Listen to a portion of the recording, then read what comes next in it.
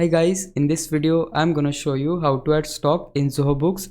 So first of all you need to log into your account, and once you log in just click on this setting icon, and here we need to click on items and make sure that here this enable inventory tracking option should be enabled. If it is disabled in your case, make sure to tick this box and just click on save.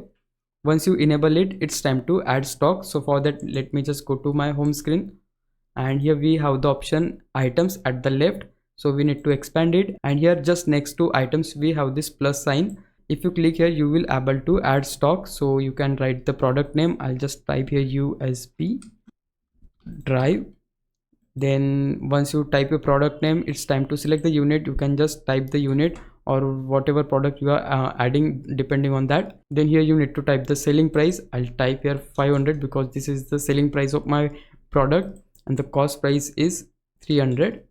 Then here you need to choose these options according to your product, and you can also add description, all of the details you can fill according to you. And if you want to track the inventory, for that you need to check this box. Then further options will open, so here you have to fill that information again, and once you fill the information you can just hit enter, and you will see that the product or the stock is successfully added to your inventory. And that's how you can add stock in Zoho Books. Now if you think I was a big help, can you please subscribe my YouTube channel? If you do, I would really appreciate it. But for now, thanks for watching. Bye bye.